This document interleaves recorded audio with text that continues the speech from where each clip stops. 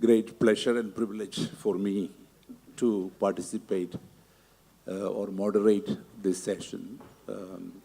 Particularly, all three of them are so contextually relevant for this conversation. So just to, as some sort of a background to this panel, of course, the TiEcon Kerala 2018 theme itself is rebuilding Kerala.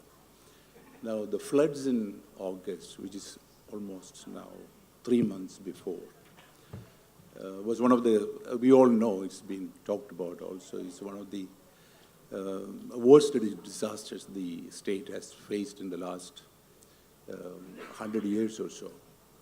But the unprecedented supportive and unifying efforts that we have seen all around was the, in fact, that was some sort of a self-discovery for the Keralites.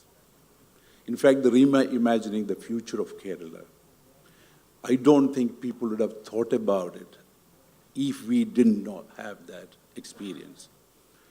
It's been said many times, but I'll still repeat, that people from all walks came together. Our youngsters, our fishermen, our police force, defense force, administration, media, central government, and other state governments, all of them came together. And in fact, without the boundaries of caste, creed, and political ideologies, we stood together to actually face this disaster. And in fact, we were able to demonstrate a model to the rest of the world, and in fact, rest of the country as well. This is clearly the rebuilding the future of Kerala, redefining the future of Kerala. All of that comes with this inspiration. If it was just a flood and another activity, and if we dealt with it in exactly similar fashion, we wouldn't have thought about reimagining the future of Kerala. In fact, personally for me, that self-discovery of the Keralite was an inspiration to even think like that, honestly speaking.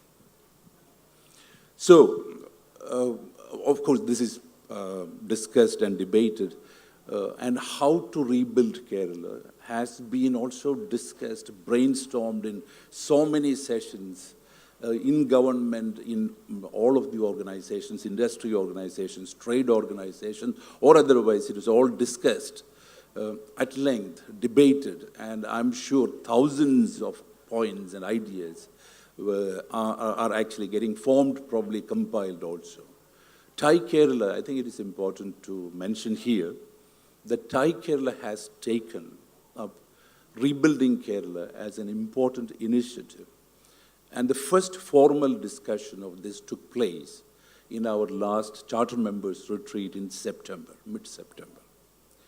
After that, there was a roundtable which at least 2 of you participated in Trivandrum, where senior officials from the government, as well as representatives from almost all of the trade and industry organizations in Kerala, like CII and GTEC and TIE, all of them came together. And there were also recommendations made. And this session, this panel that we hold today here, is probably the last of the sessions that we will do in that series, where the feedback that we will get will be put together in a document which we will compile with the help of KPMG as our knowledge partner, and we will present it to the government. And we will also try to support all of the recommendations, and it's actually undertaken. We will stand firmly behind it to support whatever way that we can as the TIE organization, and also the other trade organizations here. So that is the background, and we have 1 hour. Today, I guess we have 1 hour. Probably 5 minutes is gone. We are late. This session is running late, so we will not exceed, promise we will not exceed that. And how I would like this session to go, to make sure that we get the best value. The topic is the what and how of rebuilding God's own country. The what and the how. So what I would request the eminent panelists to do is to highlight 2 or maximum 3 goals that we would like to achieve, or the deliverables that we should get as part of the Rebuilding Kerala initiative, not more than 3. And the second pass, we should also comment on how those goals could be achieved, because setting a goal that cannot be achieved is as good as not having it, that is an illusion. So the second pass, we should talk about how or what does it take to get there. And in this process, you could also say, if this is one of the goals that we want to achieve, and why you think that is a goal important for Kerala, and any contextual considerations or the assumptions you could. So the first pass, we just want to stick to what exactly we should achieve. And the second pass, how we think we will be able to achieve. And maybe since all of you except Elias, of course, represent the government, and of course, Mr. Elias George has been in government and now a very supportive partner to the government in this initiative. You can also suggest what is it that you think the industry and the trade organizations could do to help. So with that introduction, let me just start with who would like to give it a go first. Yeah, okay, over to Elias. Thanks, Mr. Mathews. There is this cliche thought that in every crisis is an opportunity. I do not want to diminish the scale of the tragedy which happened in Kerala in August, number of people who died. But we would have salvaged something very good out of this crisis. If after 10 years, we look back and say, this was the defining moment for Kerala, when we opened our eyes to what the state is, what its endowments are, and the new kind of design thinking which changed the lives of hundreds of millions of people.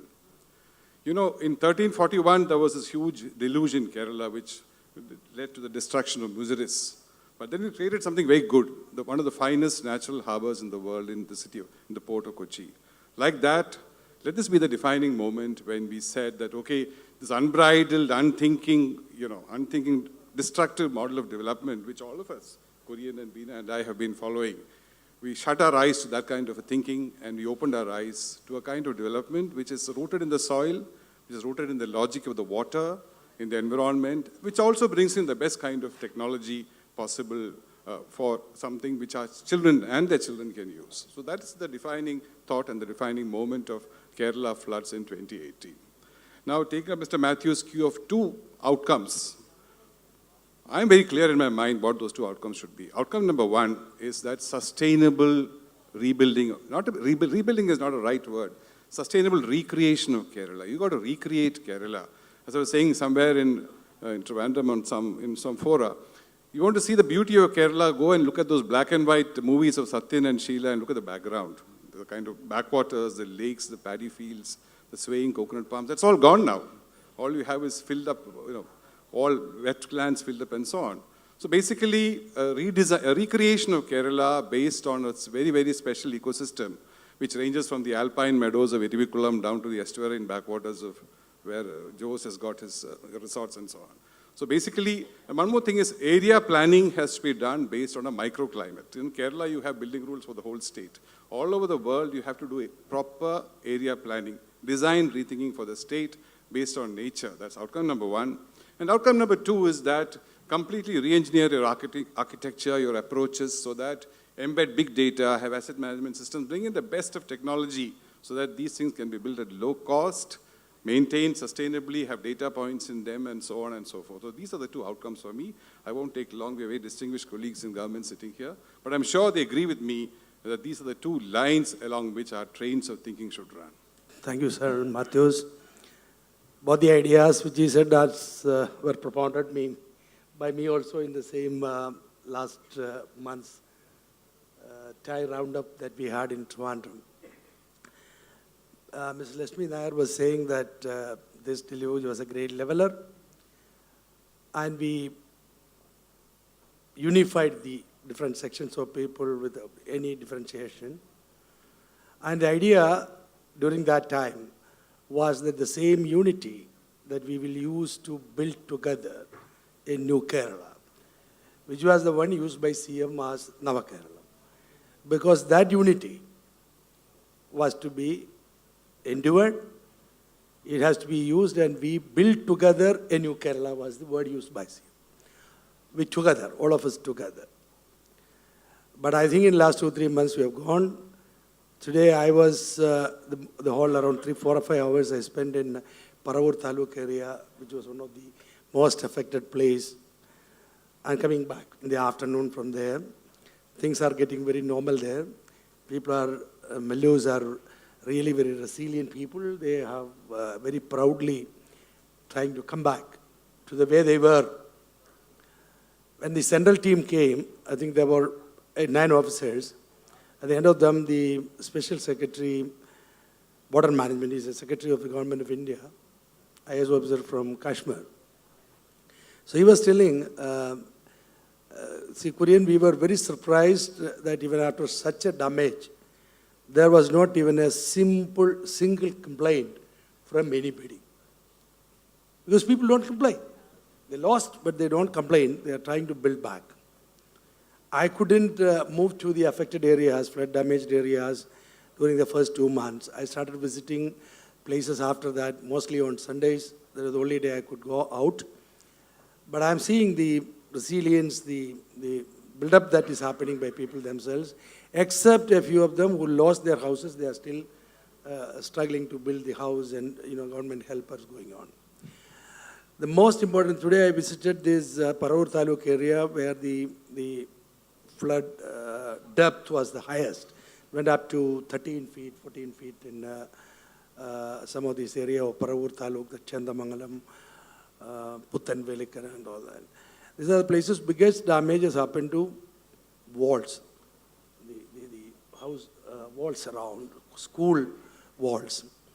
Now from that day onwards, and I sat in the control room for around 2 months, almost day and night, and the type of reports that are coming, type of video pictures that are coming, I couldn't see. The biggest damage used to be the damage to houses and walls, because walls are built very less strengthy structures, and they collapse in water. Now I saw today that a lot of people building it back better. Building it back not better, building back the same way, in a cheaper way, because they lost money. So one big thing which he said is rebuilding Kerala in a sustainable fashion. And we lost even already. They started constructing in the same way. One of the greatest damage happened. The number of people, lives lost, is because of landslides. Landslides lost around 140 lives, and the flood, in flood we lost around 200 lives. So landslides basically occurred in those slopey areas where people made their habitations, they made their agriculture, and to top it all, last 15, 20 years, you had too much mindless mining for granite, which has happened. Mining of this building material from the rivers and from the hilltops were the severe most damages have happened because of that. So one of the reasons for landslides and heavy flood was people now ascribe to this thing. So one of the things in Rebuild Kerala and Nava Kerala is that we need to reduce the use of that material, which means you cannot construct walls around your house. One greatest opportunity is to propose, that is an entrepreneurial opportunity, like the one you have if the walls are constructed with vegetative fencing. Very attractive way. There are species which could be very attractive, much better than brick and mortar structure. That could be a very great entrepreneurial opportunity. We should get out of that. Then we should actually do this. I have been propounding for so many years. We have to encourage vertical structures, which basically means that the land use planning, which Elias George are saying that there is no or a single land use plan of the state. The flood ravage, today's floodplain, panchayats needs to have a different building rules. The hill areas need to have a different building rules. The land use in a sustainable fashion, we have to plan it properly, which nothing is happening so far. We, from the last year onwards, we have been trying because of the Munnar tourism issue. We wanted to make hill area building rules, which has been already drafted. Similarly, for different places, building rules would have different ways. Unfortunately, I see some architects also sitting here. They have never planned it in this fashion. They planned for everywhere in the same fashion. Although almost all the houses which are lost is the low-cost houses that we built today, I saw many of them, without a good foundation, without the proper civil engineering designs. They were done and they all collapsed like a pack of cards. So we need to build better. Those building technology is the one which we are seeing. Cheaper buildings, sustainable ones, then multi-storied ones.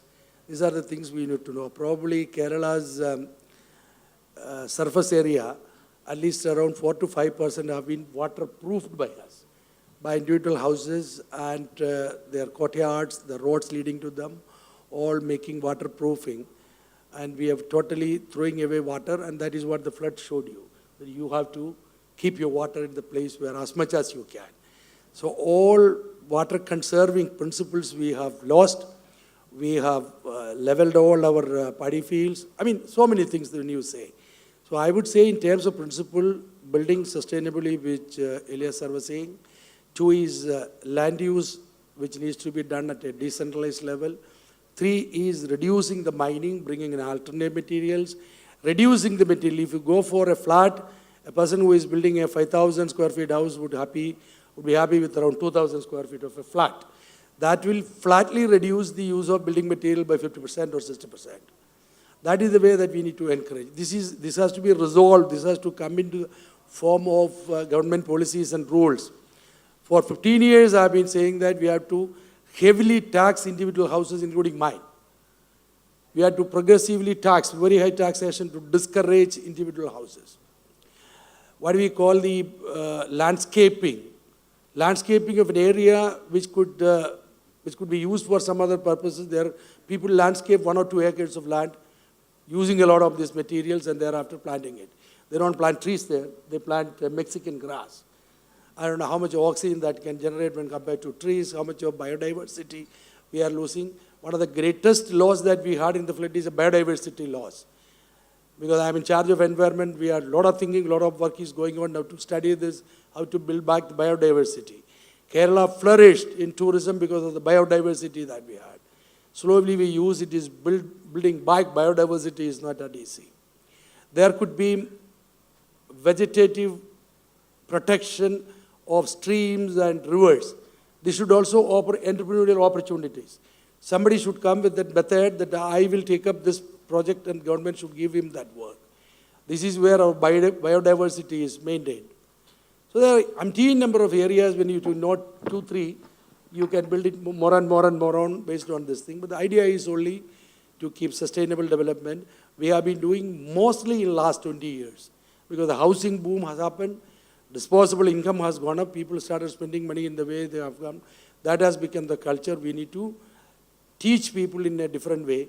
And I would also end up by saying that we need to sustain this rebuild Kerala. Otherwise, it is losing its thinking very fast. So TiEcon can do one thing, take one such issues and then keep it live. Because you can strike the iron when it is hot. It has already become cold and getting more colder.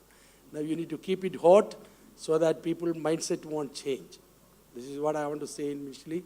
Then we can start discussion. Thank you, Kurian. Dr. Beena. Actually, I must compliment Ty for bringing together these two people on the same stage. Because Kurian sir, at the time of the flood, was the single point of control and activity and coordination at the time of the floods. Then Elias sir came in with his golden offer of supporting the state through KPMG. I was just a foot soldier. I was there to assist Kurian sir in his team. And today in the audience, there are several people who have helped me at that point of time. In fact, I was closely associated with the industry and their activities at that point of time. So maybe I haven't, and just after the floods, I moved out. So I take this opportunity to thank each one of you for the support you gave at that point of time. Coming to what is the outcome that I would like out of the learnings is, before I go into development and planning, I think we should, whether it is a goal or whether it is a mechanism, I think I'm not very clear. But the spirit of volunteerism, which Mr. Mathews mentioned at the beginning, as he said, it was a discovery for each one of us. We thought the average Malayali was negative, he was cynical, he was critical. And we saw the very same Malayalis going all out to help their brethren. In fact, Trivandrum is supposed to be, you hear only bad things about Trivandrum. But Trivandrum was one district where at 9 o'clock and 10 o'clock in the night, shop owners could not close their shops because there was still a big crowd. All the auto rickshaw drivers, all the daily laborers, after their work, they have come to the shops to buy stuff to send to far-off places for people whom they have never seen. I think that spirit of helping others, that spirit of volunteerism amongst the children, I think that, I will say, has been the greatest gift of the floods. And how to channelize it, how to institutionalize it, will be something we need to deliberate upon. Can we institutionalize it in such a way that we don't need a flood to really make use of that? Whereas this voluntary service is so well entrenched in the Western society. In fact, it is mandatory for their school admissions and college admissions. So how can we use that maybe in our hospitals, maybe in our old age homes, maybe in policing? So I think that will be a soft outcome, maybe not a hard outcome, but nevertheless an important outcome of the floods. Now coming to the hard outcomes, already both Kurian sir and sir has spoken about the ecological focus required for our town planning. And I still, one sad part is we have been talking about town planning maps for Kerala for a long time. We have been saying that the entire Kerala needs to be planned. And as on today, we have reached nowhere. And this, I think, this should be made a real target based on the principles of environmental protection and ecological sensitivities, how we can create a plan for the entire Kerala, a town building, town management plan for entire state of Kerala. Number two is watersheds was something which we heard of when we were probationers. We were to do studies on watershed management. Watershed management has been talked of right from the 90s till today. But still, that is one area where we have not gone forward at all. So had there been a proper watershed management, had there been a proper watershed planning, maybe these issues would not have happened. So I think better late than never, it is an opportune time to look at these things. Then Kurian sir mentioned about vertical development. There, maybe you can't coerce the entire population into vertical development. But at least when government speaks about giving houses, when government is supporting people for low-cost housing, at least there if we can insist on. So further, if the government is supporting housing, let it be vertical housing. So these are some of the points which I'd like to start off with. Thank you. Thank you. Very insightful. What I will do, I will summarize. This is the outcome and the deliverables. I will just briefly summarize that, and then we'll go to the second pass. I'll also add a few more points. I think what Mr. Elias George said is, actually these are some of the principles rather than the principles for producing the outcome. The sustainable recreation, anything that we do, because we have seen, as Mr. Kurian said, we have seen what happens if we continue to build like that, because it will be shattered again. So sustainable recreation, and we are rebuilding, we're thinking of rebuilding in 2018. This is a time of disruptive innovation enabled by technology. So anything and everything that we do, we should try to take full advantage of the digital technologies, is is a given. That's another core principle. And Kurian went on to talk about the core, actually, which also Dr. Beena mentioned, which I think was my inspiration too. This, maintain the sense of unity and voluntarism. In fact, I'll tell you a simple example, digressing a little bit. I came on 15th of August to India for 2 days for an important function here. I had to go back to London for the IBS board meeting, which was taking place in London. I could not go back because the airport was closed. And also I was evacuated from where I was actually staying in the SFS Gardenia apartment into villa to an apartment. So with all of those, I cancelled so we postponed the board meeting. I stayed back about 15 days. Things were, and I get a call, I think about 8 days into the disaster, from one of the very important customers, Lufthansa, to me directly, the CEO of one of their airlines, an Express. Because there is a project that was going live, very critical project. In fact, their reservation system. And it was going live, and most of the people who were working on that project, at least some of them were affected by the flood in Cochin as well as in Trivandrum. And he called me, so I knew the background, so I was a little bit prepared, but he did not call me to complain because there was a digression of focus because people were affected. He called me to tell VK, he said, I just wanted to tell you how pleased I am to hear that a lady who is actually part of that program was taking the conference call from a relief camp. So she said, apologies, there could be noise in the background because I am taking this call from a relief camp. And the CEO of Sun Express called me to say, I am so proud, that you should be so proud that you have so socially concerned employees.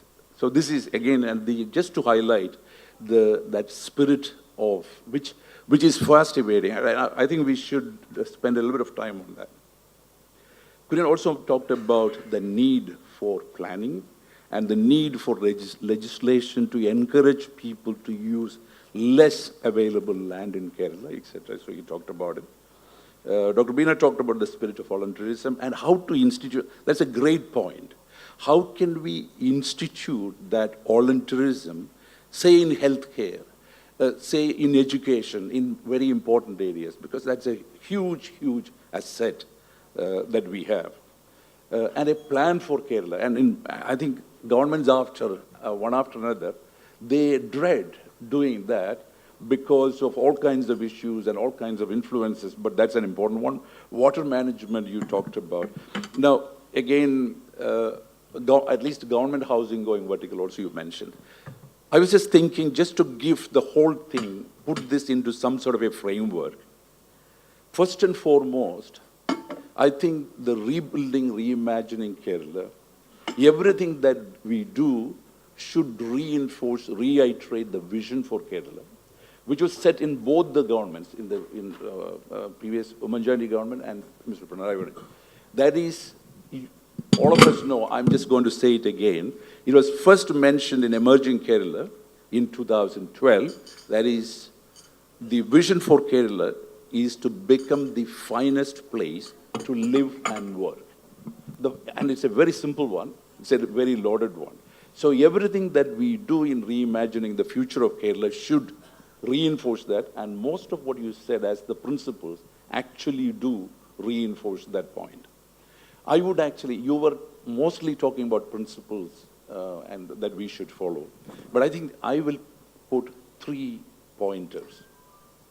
One, if you really look at Kerala, following all the principles, the first one is a clean Kerala. Clean Kerala. Actually, Kerala is struggling big time because of the waste that we have. And it is extremely important that we address this as part of the rebuilding initiative. The second one, all of you mentioned, but I'll put it this way, safe Kerala. Safe to eat food, safe to drink water, safe to travel roads, safe from disasters. Actually, we should, this is quite an important one. We don't quite realize how many people we lose every day. I left India 1 week before and I came back in 1 week. And in that time, 70 people died on our roads. 10 people die on the roads every day in Kerala. And I think it's extremely important that the rebuild Kerala through legislation, through rules and correct enforcement, plus road engineering as well. And the third one, both of you mentioned, I would say enabled urban living. See, urbanization, according to me, is a fact of life. And if I listen to both of you, you reinforce that. That is vertical living. So that will free up the land. And we do not know to live, with all of us included, we do not know how to live in an urban area. For us, we are all from rural background. We live differently. And for example, in rural background, in my village, water means cleanliness. Whereas a wet toilet is not a clean place when we live together, 200, 500 people in one place. So I think it's quite important that enabled urban living, which also requires a lot of legislative changes. We have archaic land reforms and land rules, which is not making it very possible for urban living. And one more point, so that means clean Kerala, safe Kerala, enabled urban living. And one more I will say, and then we will move on to the next topic. That is, in my view, taking a cue from everything that we said, we should get to a mode of GoCo from GoGo. That is, government-owned, government-operated. From that, government-owned, the contractor-operated or public-operated. This will make our CIL is a great example. Similarly, our passport office is a great example. Government owns the service, and critical part it still owns, but considerable part, the people, whether government or otherwise, the people who work are Keralites or people from India. They are the people who work, except that when you are working in that construct, the accountability is greater. And if you interchange the people, they will behave, in my view, exactly the same. So I think that's something, if you look at US, I would like to actually say this as well. If you really look at all of the US government-funded research, 90% is done by private. And I'll take one corporation, which is the largest, Betel Corporation. Betel Corporation owns 7 research labs, including the one where Einstein made atom bomb, the Oak Ridge National Laboratories in Tennessee, in Knoxville, Tennessee. And all of that is funded by the government, but the government will put strict rules how it is spent, and they will monitor only. But the research work is done by them. And we can learn quite a bit. And again, because they're all government and in fact, they're colleagues and friends to many. In reality, it is an absolute fact, and written by Milton Friedman, the economist, in his book on economic freedom, that he says, in developing countries, government should do the least, because government tend to be more inefficient and corrupt. But in a developed country like Switzerland or New Zealand, or Scandinavian countries, government can be bigger because people work with a sense of pride and they work to give. Whereas in our economic background, so I think again that why am I saying that is in this GoCo model will also enable us to move in that direction. Okay, ladies and gentlemen, once again, let's move. Yeah, Kurian. My experience during this, I don't know the magnitude of this, for an unclean Kerala and flood, how it went bad, I can tell you. All the plastic which was used right from Munnar, huge quantity has now gone to the sea and also spread in the paddy lands and on the river sides now. It's planted there. Some areas people have removed it. The worst thing that we saw is the printing material used in flex plastic. These all got into the water, And the water was, the flood water had contained so much of metal ions and so conductive and so corroding. Wherever the flood remained on some machinery, in a week's time it corroded so fast. These are the things which I was watching, and people were calling, and in 3 days' time, his machinery got corroded. The reasons I asked the pollution control board to analyze, they took some samples. These are all because of the printing inks of flags and plastic, which were all deposited at some places or the other. The flood carried it. And you can see the houses painting got affected. 3 times you had to paint to get back the original painting color, because this contained all those metallic ions in the flood. Yeah, so we have polluted to such a level that the flood has washed now. We got an opportunity now not to repeat it. Just so one the reduction of plastic, keeping environment, and cleaning Kerala, use the voluntarism that was displayed during that month. We need to, the government has to lead it. Now, you use the great principle that, these are, Kerala's are the government. Without government, there is no Kerala. That is the way they think. I mean, reducing the presence of government is not an acceptable thing. This day I was in the flood-affected place. Government gives me only a BSNL phone, which had a very little connectivity out there. I was getting mail. I was getting WhatsApp message. Many could not be opened. So I was actually sitting in the car and trying to be, online, and then see the type of messages basically on the Gaja cyclone, which is again becoming a cyclone. It's already become a cyclone, moving towards Retd, or fishermen has to be saved. None of the things I could do from that area because it just didn't work. It worked only when I came to Cochin. So these are the things which is very, very important. The way we think, our ideological rigidities has to come down if you ever want to make a Navakerala. Today, what day are we sitting? We are sitting on a Hartal day. I mean, the worst can happen to a TiEcon is Hartal is celebrated through TiEcon. Such a worst day that we are sitting there. I went the whole day. I was up to around 3 o'clock. I was traveling and came. The roads are empty. Into the official area. No activity happening. Only activity I saw is 10 people sitting behind a house. Joe's your location there. There is a house behind. 15 people were drinking to glory. There we couldn't buy chicken, but they were eating with mufali. So Jose's business thrives even in Hartal, you see. But again, the key point, I think it's a very important point to debate. And it's important for the audience as well. So, Kurian, you also mentioned the sense of voluntarism and the Malayali spirit prevailed even before, not this flood itself. But again, it's a reality. See, we had the floods, and 6 weeks we were very actively, and we were all very upbeat, buoyant. 28th September onwards, another 7 weeks has gone. All of the glow of that unity is gone, and we are back to square one. And we all know that all of that is a lot of nonsense. But we have gone back, and our sense of pride, our voluntarism, our sense of unity, all of that is lost. So how do we, it's so important. Our state has achieved far greater progress than other states because of the social and the political activism that we had.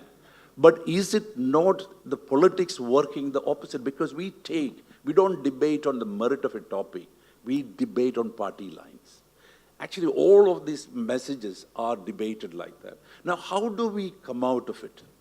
My question is, if we want to maintain the spirit of unity, and if you want to thrive on that and use that, what is it that we can do, which is a bit different from rebuilding Kerala, but it is actually fundamental to rebuilding Kerala. So what is it that we can do? I'd just like to add a thought to what Mr. Mathews and actually what the rest of you have been saying.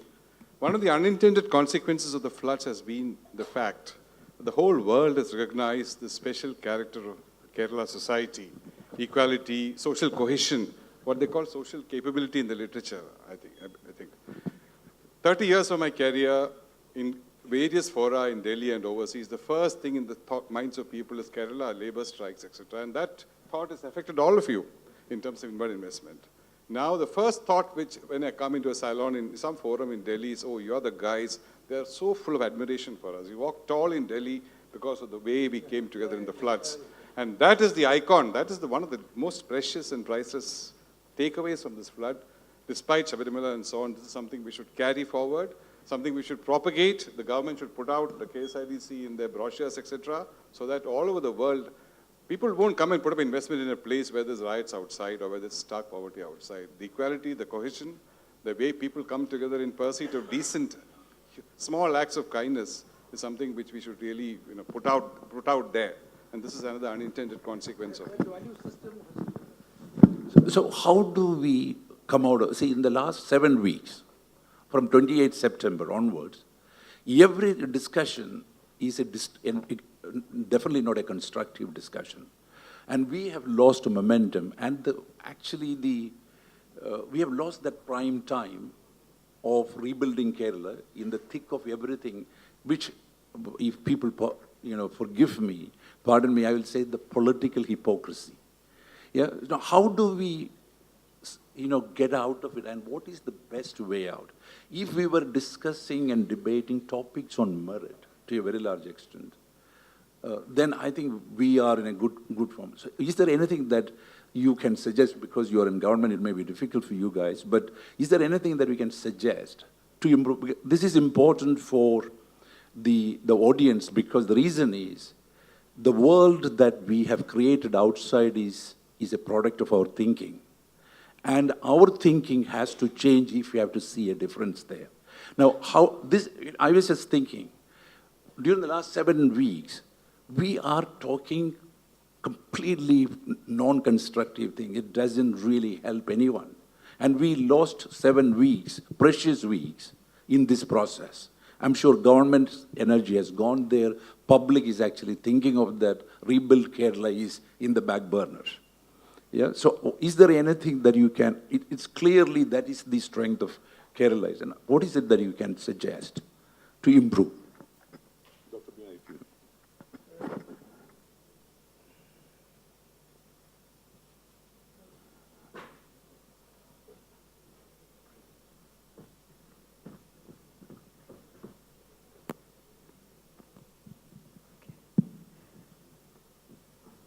So what I have in mind is, there are institutions which require volunteerism. See, why did Kerala come out and help the flood affected? So there was a need. Somebody was needing their help.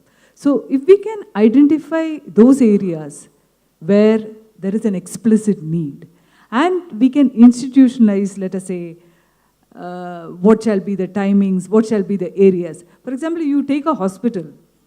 You don't want volunteerism in terms of a doctor coming and prescribing drugs. But on the other hand, if you can have somebody to help you at the entry point, to take them to the lab. I've seen so many patients in medical college, they're given a prescription, they're asked to go to RCC lab, they're asked to go to the pharmacy. So if a school student can sort of help them and guide them, so that is one kind of on-the-field volunteerism that I'm talking about. Number two, there are IT companies. They can actually give their employees maybe a few hours in a week, if you can ask them to engage with old age homes. Because I think social welfare or social justice institutions are one area where typical government employees really fail to deliver. Because somebody who is selected out of a PSC test or an interview, he will not have that missionary zeal to serve. So that kind of attitude is required in certain institutions like that. So that is number two. And number three, with a specific focus of rebuilding Kerala, we know that I think, in fact, I also read in yesterday's newspaper, in today's newspaper, as to how IT has really improved in Kerala with the support of the private sector. Now, this could happen because there was a think tank which was assisting the government, and number two, the government was willing to accept that. So why only in IT? So why can't we have these think tank groups for every sector and create a mechanism whereby these ideas can be assimilated? So these are 2-3 areas which I would like to focus on. Thank you. I agree with Beena, but one thing I found is the word rebuild is only used as building a road or building a building. That is not the rebuild Kerala that all of us sitting here mean. But generally, I think a lot of people in government and outside think that it's only building roads and the lost buildings or something, or maybe a better way. That is not the one actually the Honorable Chief Minister has propounded, like I said, building on the voluntarism. See, on the social justice and health type of thing, voluntarism in Kerala is so huge. Look at that palliative care effort of Dr. Rajagopal. How many people have come together, and that is again a global model. So Kerala has been on voluntarism a global model, but we need to do by making them understand the point which Mathews said about, if you can achieve a clean Kerala by building on the voluntarism and working on that, can really TiE be taking on this, making Kerala clean, bring private companies. There is a company, a PSU called Clean Kerala Corporation. Now, in last 10 years, I think we have created 10 PSUs. The one which you are talking earlier, no? The exactly opposite thing has happened. Today in Kerala government's book, there are 250 PSUs or so. Number of PSUs have gone 100%. There is a Clean Kerala Corporation, which actually has removed all the non-biodegradable waste. We have funded them from the flood money. They have taken it to the Cochin Kial facility. So for everything, where is the private people coming in this type of thing? Carrying these materials, Clean Kerala Corporation hire lorry of a private individual, but a government company only can do this. Why are entrepreneurs coming in not such area? How much of entrepreneurism is there in Clean Kerala? So why don't we say when Clean Kerala is one of the most desirable outcome that we want out of the Nava Kerala? Let more entrepreneurs come from there. Clean Kerala technologies, let them come from there. The way of treating plastics, that this is where the Keralites are not coming together everywhere, not in my backyard, not in my courtyard, can be anywhere else. So the plastic sheds, they need to shredded plastic. They need around 250 locations. They could do only 78, and mostly in industrial areas or something. Nowhere else even a shredding plastic people are arriving. So can we really bring in that feel of the people which they showed during this period? This is again a catastrophe, a slow catastrophe that we are facing in the form of plastics, in the form of waste. So waste has to be treated in our life, in the present way of life. We generate waste and we need to treat, and every civilized society do that. There are societies which generate much more waste than Keralites, but they have also found a way how to scientifically dispose it, how to treat it and do it. So why can't the TiE or somebody take and bringing a lot of entrepreneurialism into that? And there you also do entrepreneurship plus voluntarism need to work together, making people together. Sure. So we will probably spend another 5 minutes. That's all the time we will have. Perhaps we will also get the audience to ask a few questions. We deliberate almost all the time on the principles as well as what should be the outcome. We also now should think a little bit about how do we achieve this, the how of rebuilding Kerala. When you talk about the how of rebuilding Kerala, there are 2, 3 planning, funding, execution. There are 3 distinct areas. How do we need to plan it, we should fund it, and we should execute it. So in execution and also in planning, we also must have the know-how and the knowledge. So how do we go about doing this? Elias, if you can, please. Basically, on the house, on planning and execution, we have to rethink our institutions. we have to rethink our procedures and our financing. All three have to be, there's an opportunity to do a total design rethinking around it. Most of execution in Kerala is done by the Public Works Department, the Irrigation Department. These are all vintage 19th century organizations following procedures set up in the 1960s and so on. A lot of them are doing great work with a good bunch of people there, but this is an opportunity to completely do a complete recast of all the manuals, things like the PWD manuals, give them greater leverage to take decisions and so on. That's the first thing. Also, the recent amendments in the Prevention of Corruption Act has enabled a greater latitude to people to take bold decisions. So that's one thing which we should really work on. And second thing is financing. Kerala is facing a huge problem now because they've got into the borrowing limits. They've got into the fact that they can't take money from overseas, etc. 19% of the remittances into this country are coming from NRIs. So how do we channelize that into these kind of more creative kind of investments than building huge houses all over the place? So these are the things which Kurian and Beena will have to tackle in government. Basically, recast the institutions, the procedures, as well as think of new sources of financing. Yeah, but that is the only house. The house are something like this only. The government has to be, the procedure has to be changed, and it has to be in the modern way, which is in tune with the type of outcome that we want, because the very slow procedures and delays and all that has to be avoided. We have now the new act. Beena has been spearheading this ease of doing business, but it has eased little, but still there are those problems. So that is one thing. The overall funding thing, because I'm a little part of that and discuss, I say, the World Bank, KPMG, UN, everybody say we need around 30,000 crores for basically on the building, including building the livelihood of people. That also is a part of that. So of which I now believe that the CMDRF would touch about 5,000 crores. It is now 2,600, and the salaries and other things and more will come. It may go to 4,000 to 5,000 crores. We are planning to have an external aid of around $1 billion, which is around 7,000. Rest would come this year. We have cut the plan by 20%, so this money will come into this thing. Next year's governmental plan is basically a lot of the departments have been asked to plan for the reconstruction than their conventional thing. So the plan, I think, annual plan of state is around 20,000 crores. It's not from the government of India, but the state's own thing. A lot of it is borrowing, but not tax money alone. But even then, I think around 5,000 of each, if is put on around 3-4 years, I think money can be available. I mean, it's the state's own resources that we can do. Basically, money is not the big concern. Concern is that doing it in a most effective, acceptable manner.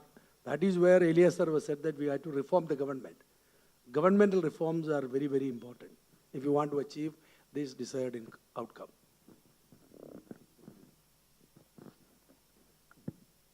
One important area is data. While implementation and planning is important, we also need data.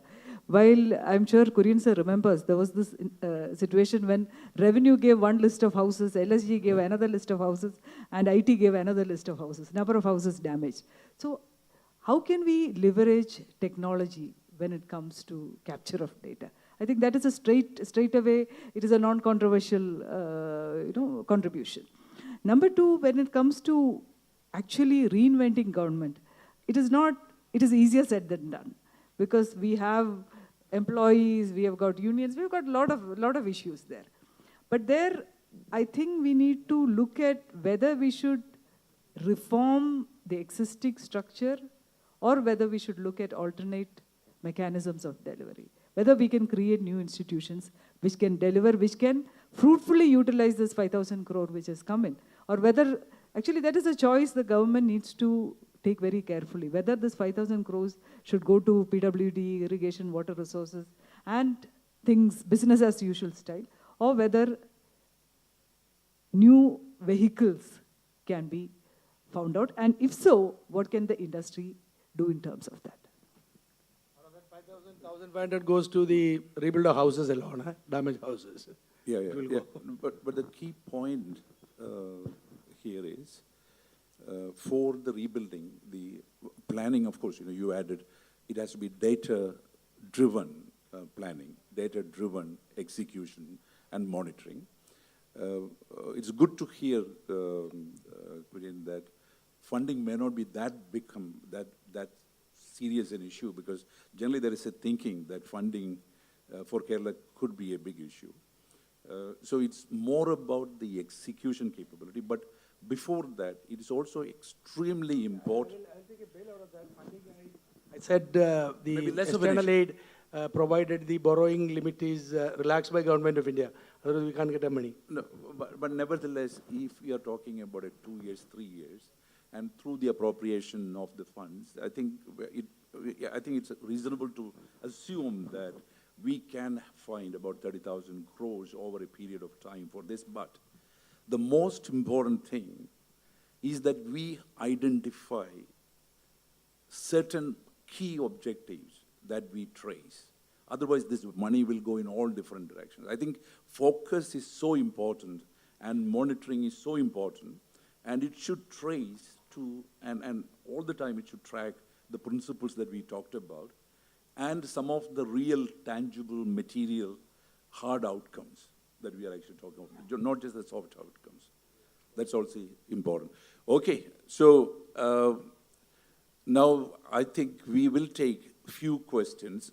MSA, you should tell us how much time we have. 2 questions, or one.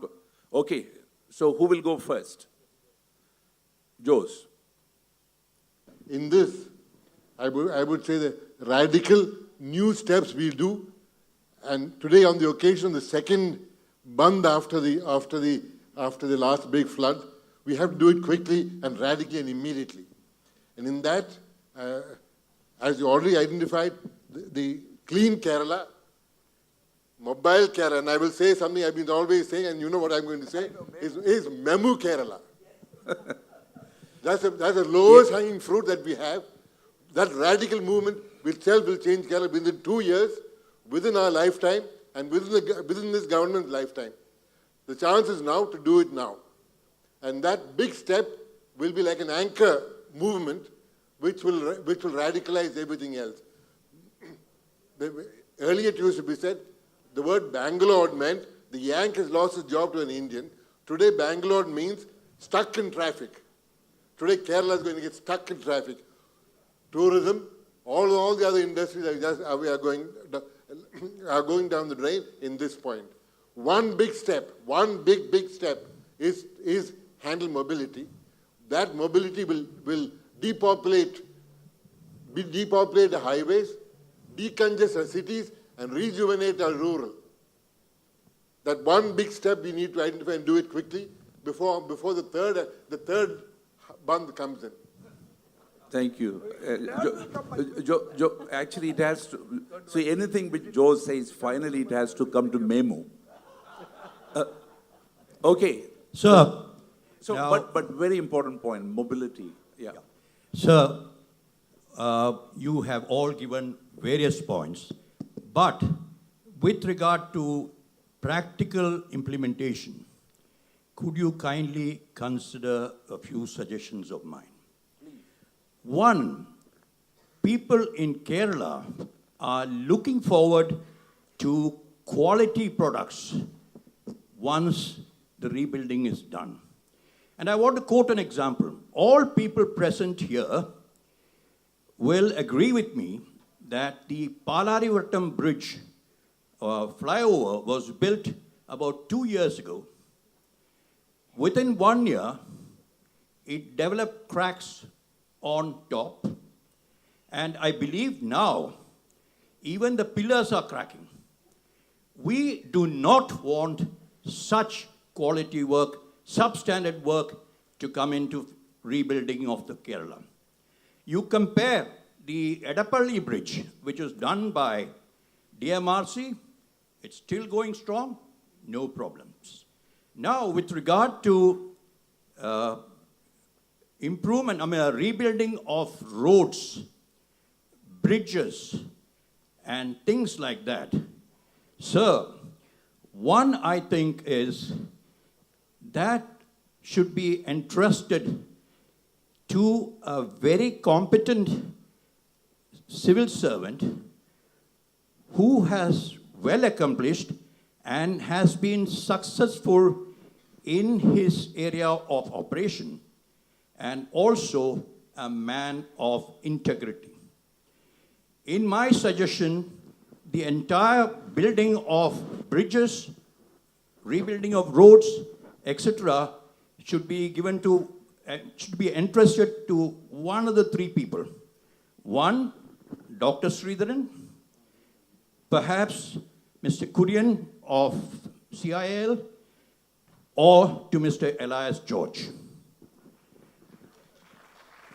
Once, please, please. Yeah. Once it's finished, once this is done, let them get the best of brains from the public sector, CPW, etc., and also involve the best of companies from the private sector who are handling such jobs, okay? Yeah. Let them decide. And then, you know, the advantage of it is you will get, first of all, once people know that the project is looked after by such a man, proven capability and a man of interest, integrity, they will come forward to help. And second aspect is, once this is done, the projects will be on time, they will use the best of technologies, and also it'll be run without any cost overrun. Thank you. So the point that we will observe there is, in the rebuild Kerala, we should make sure that whatever we do is to quality. I think that's the point. That's the point, and we will take that as a point. So I think we will wind up the session now. It has been, I think it was very useful. Thank you for all your constructive and creative ideas. What I will do, I'm not going to summarize it now. I will summarize it personally, send a copy to all of you, and then I'll also have it with TiEcon, and this can become part of our recommendation. It requires a lot of thinking for us to achieve what we want to achieve. Thank you, panelists, for your valuable time, valuable contributions. Thank you, audience, for your patient listening. Thank you.